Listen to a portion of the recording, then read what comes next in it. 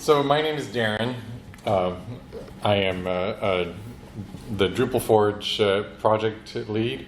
Until recently, I was a senior software engineer for Cognizant, but now I'm looking for a job. So we are going to look into Drupal Forge and how it's taking friction out of the trial experience and where we're heading with that. Drupal Forge is a community project, not a business. That's something we need to clarify, I think, because a lot of times people's first impression seems to be that it's a business. But it was inspired by other community projects. So who's here has used a Drupal pod? Okay, so you know that having a little URL you can put in and launch a site and develop in it. I thought that was pretty great, but I don't know. Okay, but why did we have to be just a development environment that you then have to figure out how to deploy to a live site? Why couldn't you just decide you want to keep what you've worked on and make it live? That's something I asked Shaul when he was first launching Drupal pod, and apparently it was just way too big a jump to do that. But I kept thinking that we need to have some way for developers to support themselves. And because I would see projects that would be almost good enough for a new user to use, but the developer would never have the time to polish it up and get it perfect. And I was thinking, if we had an easy way to launch these projects, and then when the user purchased hosting, the developer got a cut of it, that developer would now have the incentive to get that thing polished up and user-friendly, and we could increase Drupal adoption greatly. So the person I talked to was Saul Lagani from DevPanel. I talked to all the vendors at DrupalCon 1 year, and he was the one who said, I think I know a way to do this. So we talked. He said, get me a project we can test this with, and I just never got around to doing that. And then Drupal CMS got announced, and I said, we'll just use Drupal CMS. So that's what we did, but we also have on our Drupal Forge site a whole bunch of other starting demos, and I'm going to show you what you get with the Drupal CMS. So one of the other limitations of DrupalPod was you couldn't demo installation profiles or distributions or recipes. So on Drupal Forge, we've gotten around that limitation. We give you a 1 hour demo and that Buy Now button is a bug. It should say save, because we don't have anything for sale right now. But you click here and you have your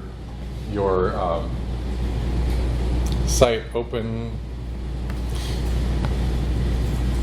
It takes a little while to load here for caching reasons, but then we can go right through the installation, choose our site template, and then do the installer. And we have the installation process on this template so that you can see the full demo of Drupal CMS. We also have other demos that come with all the installation already done, just a default admin password. And then we've done a little work on the Drupal CMS demo to make it start up faster, so as much as possible is pre-installed and so you don't have to wait for it, but only the extra things that are required are being installed right now for the site template that we chose. And while we're looking at that, I'll show you one of the instant launch sites. That will be the Dries Note demo from Vienna. So go there.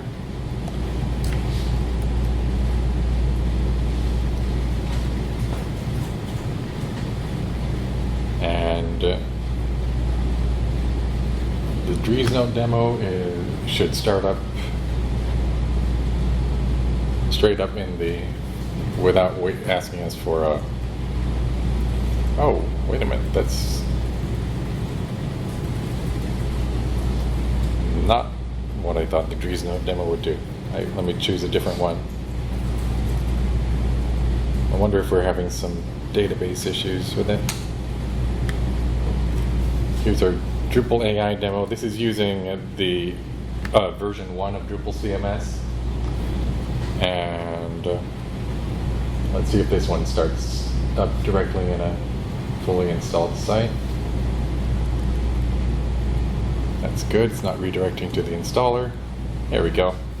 So in the Drupal CMS demo, like as you can see, it's version 1. We just put an admin for our username and password, and you get the basic AI features from version 1, and you can start asking it questions.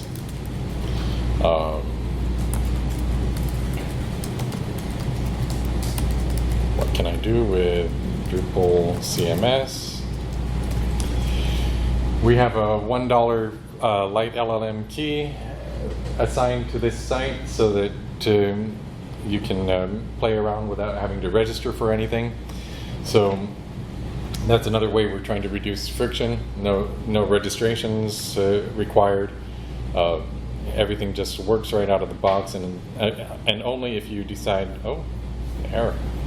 Well, only if you decide that you want to save it and work on it some more, do you have to register. And so if you want to, for example, extend the time, you can extend the time up to 6 hours.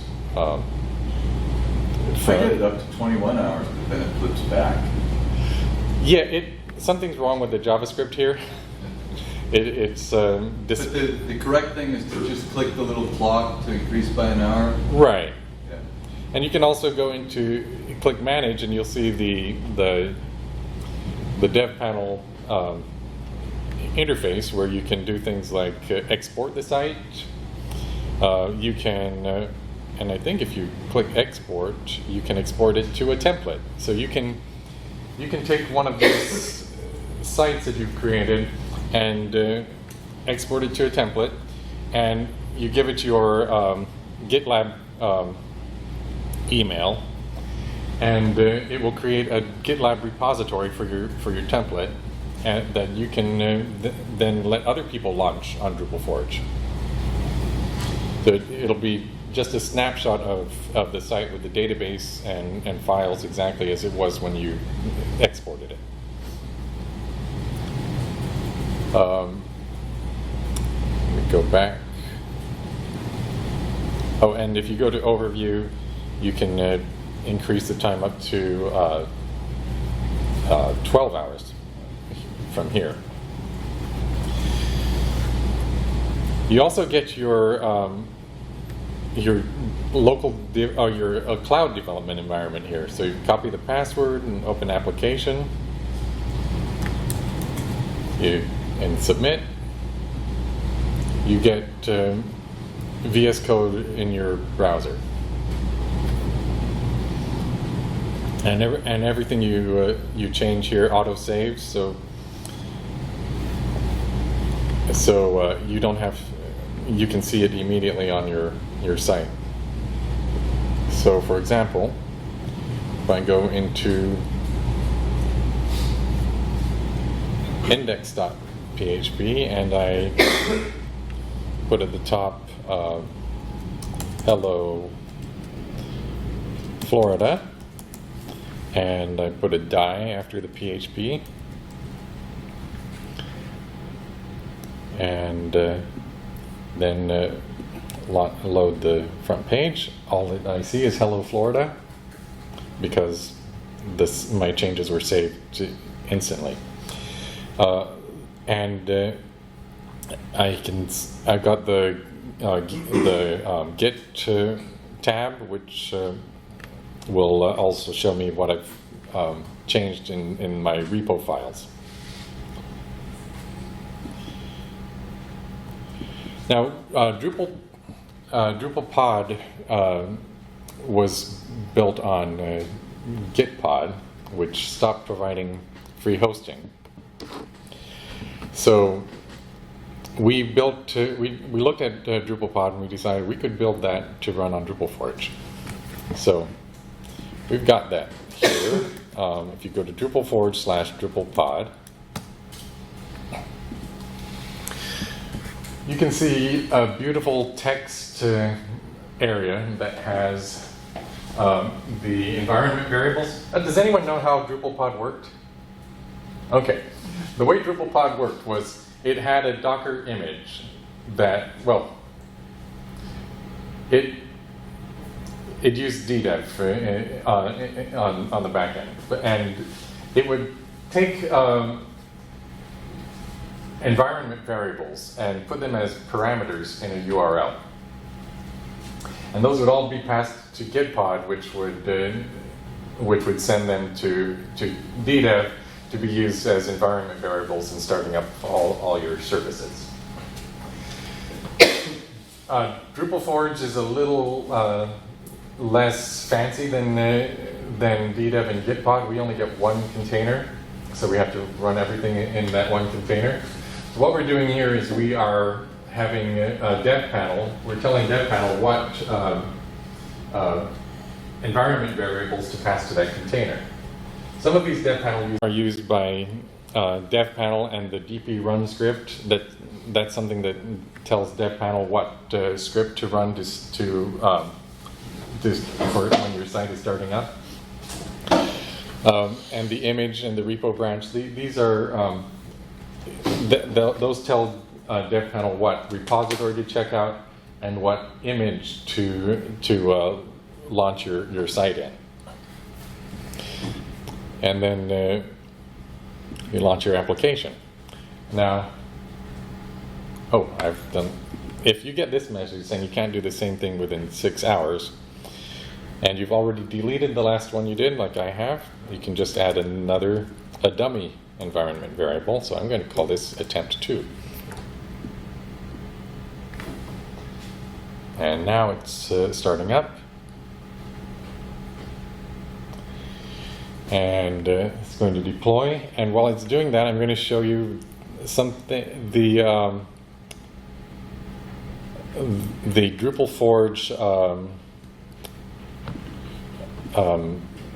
browser extension. So you can see that back on the Drupal Forge /Drupal Pod page. That it tells you where to get the browser extensions. So I have mine installed right up here. It's only active on a Drupal page. So Drupal.org/project. I like to use meta tag for demos.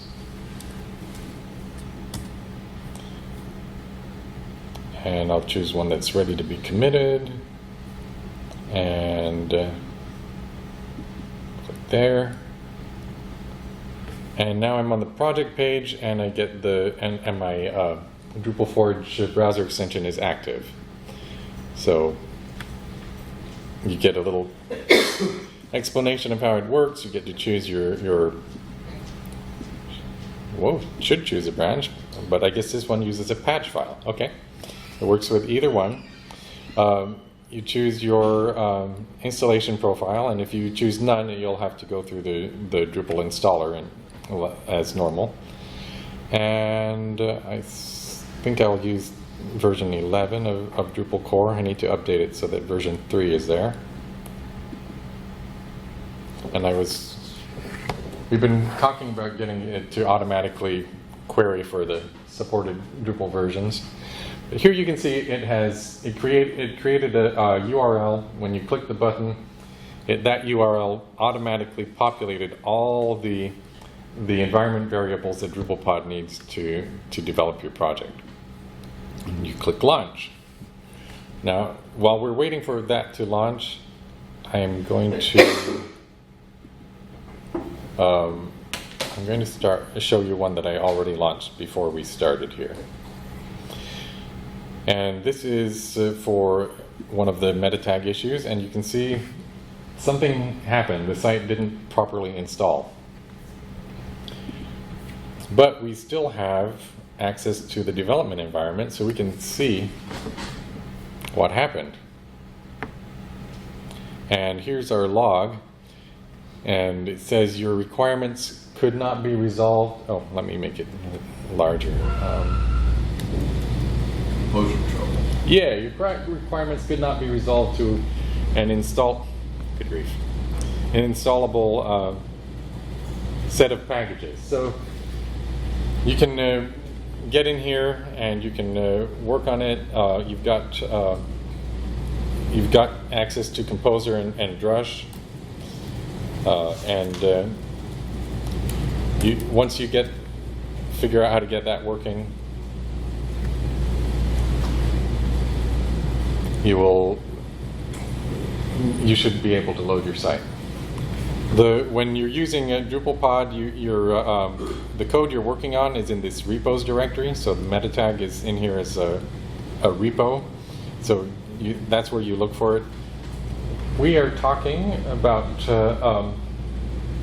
getting VS Code to open in the folder that you want to work on. There's so much work that could be done.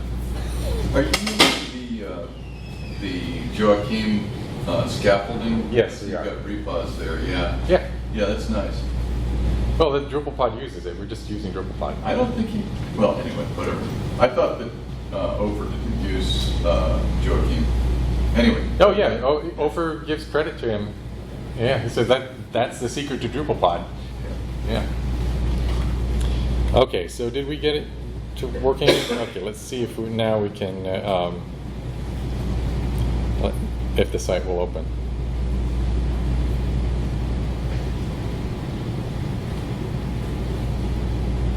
Okay, so now we're at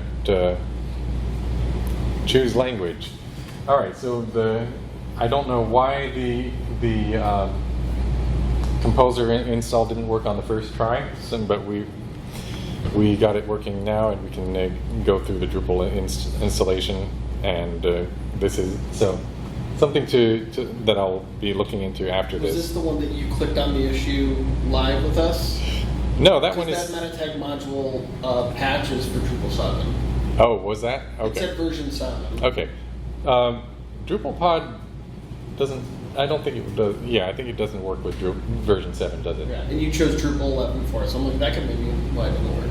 Okay. Well, now this one. Let's see what happened with this one. I don't think. There we go. This one worked fine. Now the one that I did live has come up, and we've got the site. Let's see if we have the meta tag module installed. Let's go to extend.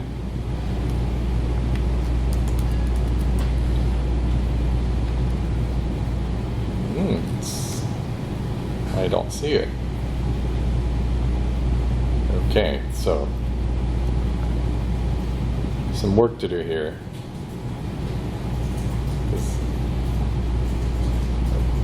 All right, I'm going to move on though, because I want to show you what else we've been working on, and we can always use people who want to try things out and troubleshoot them. Wow, this Drupal CMS site template installs a lot of stuff, doesn't it? All right. We are. So what we have? Then let me see what else was on my agenda today. Oh yeah, Drupal Forge token. So here's my personal website, and what do you see here? That's the launch widget from Drupal Forge. So I created a token module for which I forgot to put a link on this page. But if you look on Drupal.org for Drupal Forge token, you can find a token module that lets you embed the launch widget for any one of the Drupal demos from Drupal Forge on your own page. The idea is make it your own. We're not trying to make everybody go to Drupal Forge. We want you to be able to create your own website to sell your services and use Drupal Forge to demo them. So, as you can see, I need to update the token module to use the latest CSS and JavaScript because it's a little out of line there. So, and if you do this, I think you will also need to contact us to get your site to be trusted by our site, so your embed will work. But we're looking for a solution that would let us just create a blacklist of sites so that by default it would work. Because we're thinking eventually you should be able to create banner ads that people can click to demo your Drupal product, and just have them out by the millions, and really promote Drupal that way. Another thing you can do to make Drupal Forge your own is you can create an account on Drupal Forge, and you can make a space. So a space is your own collection of demos. So here's, if you go up to my account icon and click space, I get the last space that I created, which is for the European Commission and their Drupal AI hackathon, and we're going to be putting some of the results from their hackathon on this page. You can also look at my space that has a lot more of all of my personal things that I'm maintaining. You can look at the AI space.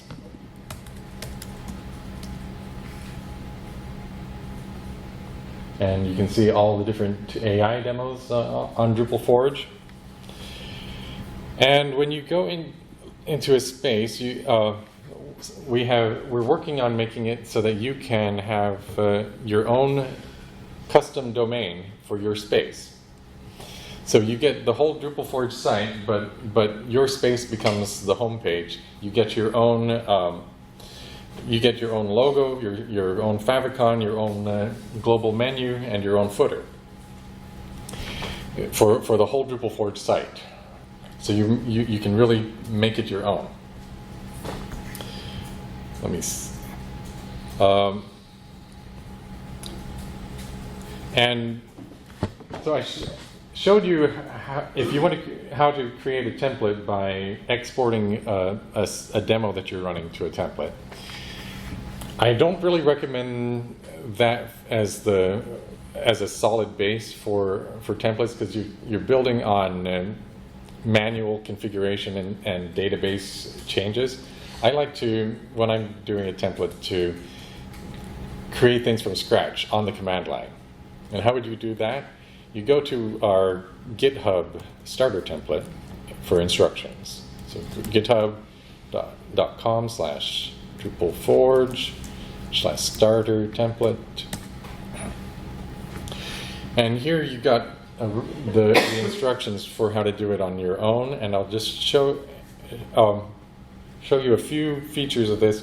We have a dev container folder here, so you can run run your template in GitHub code spaces, or on your own, in VS Code on your own server, your own computer.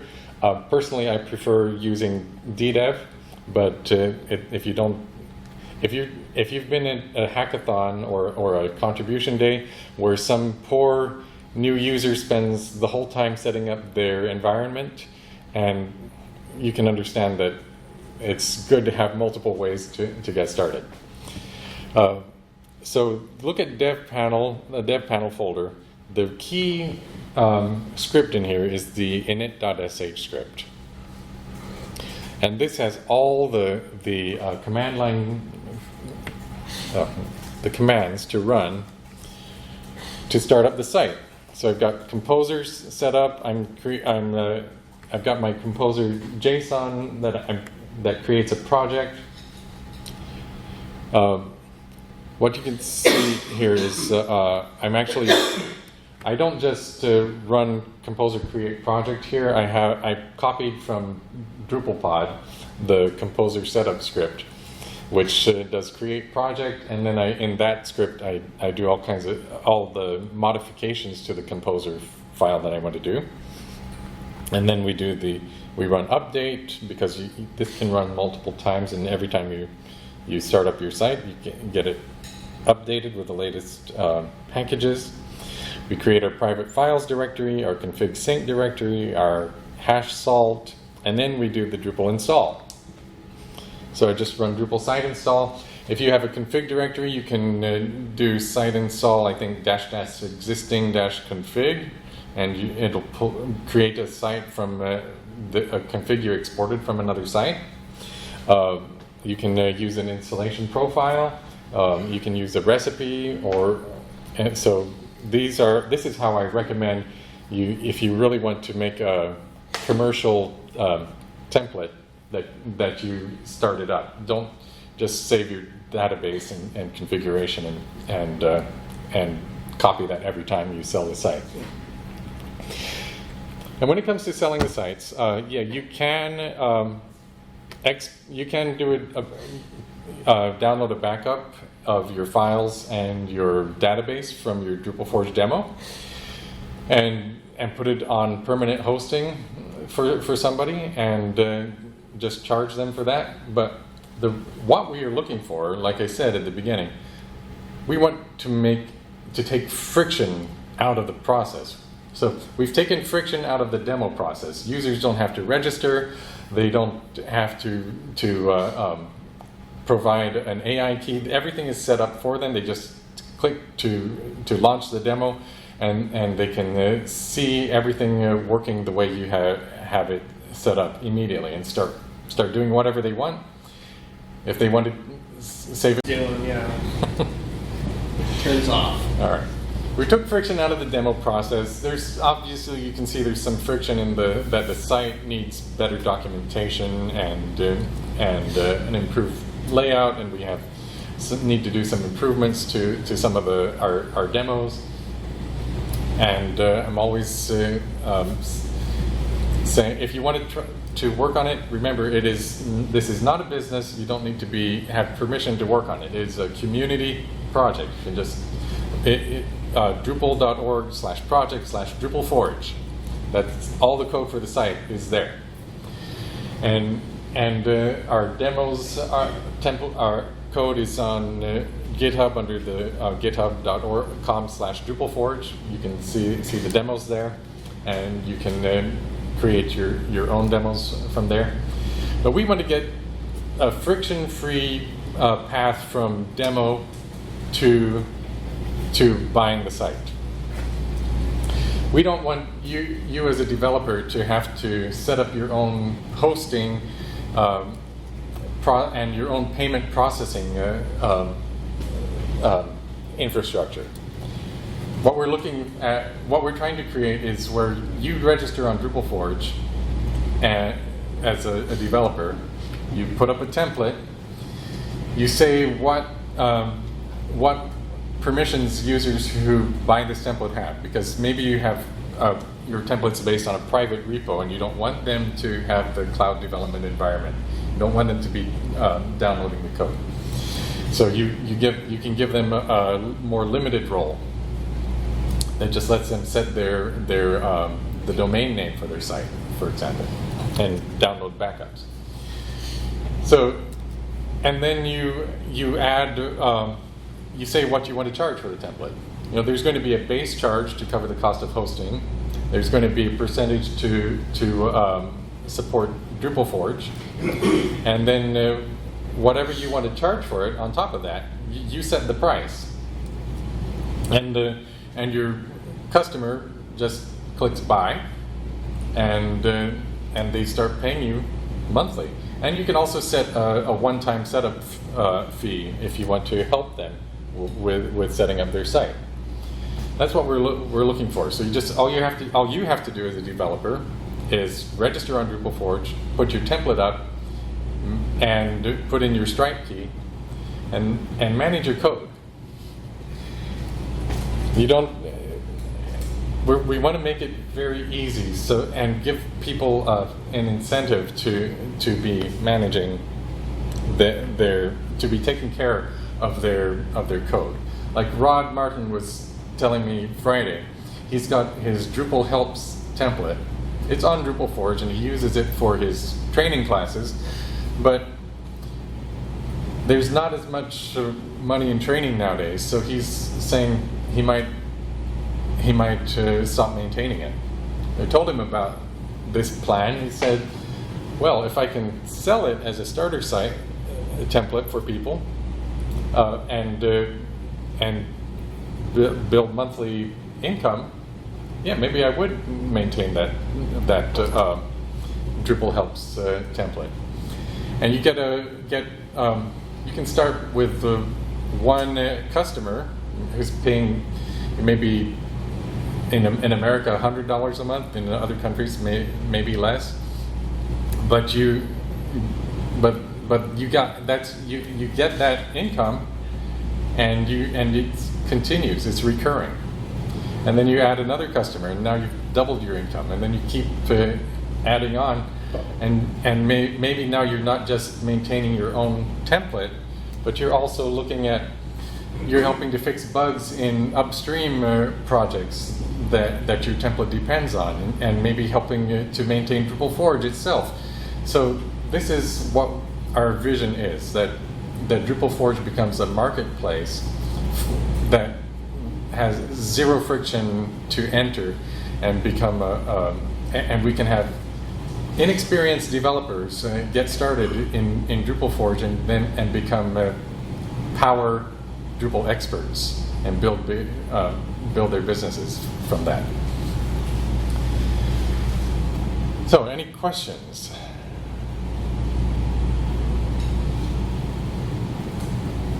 Anything that I need I need to show again? I sent a couple of things to you in Slack. Oh, okay. Are you going to be at Chicago? Yeah. Are you going to be open in the contribution? Yes. Contributors? That'll be wonderful having you there. The talk called templates, and you go to create new templates. So this is what I'm talking about. You give it a template a name, you give it a logo, you say what workspace it should be in. So I have access to a Drupal Forge workspace and ShopForge, which is a non-Drupal product. So because we want to use Drupal Forge to promote Drupal, we're keeping, even though other products can run on the same infrastructure, we keep them separate. So that's why you see ShopForge apps there. You'd say the visibility public is going to go away eventually, but so I wouldn't worry about that. But here you give it your repository URL. You tell it what organization you're doing this for, and AppRoot, you can use the defaults. You tell it how much storage you need, and then the default user, admin user and admin password, and the login URL. And here, image tag is where you can tell it what optimized image you've created for it.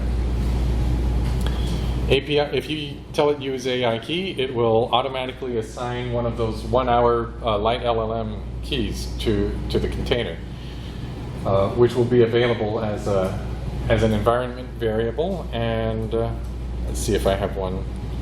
Oh, no, that's not what I'm trying to do. Click workspaces. And Drupal Forge apps. And here's my AI demo. All right, so if you go to Secret Manager on your project, you'll see the secrets that were created. And so this is the environment variable, Drupal AI DP AI virtual key that will be available in your container. Now, if you add another secret, it won't automatically be available in the container. I think that there's a way to do it, but I haven't. Let me see here. Oh yeah, you can run commands in the container if you click the command button.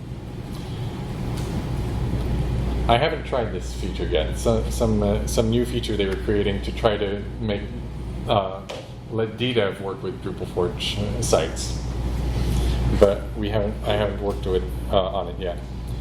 But if you want to make your new secret available, you can click Apply Configuration on the configuration sidebar, and that will bring in all your new secrets.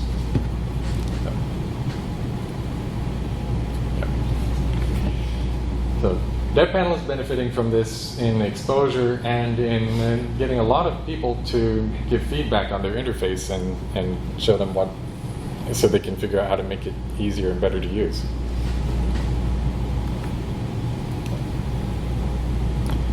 Any other questions? All right then. Well, I think we can stop worrying about these reporting.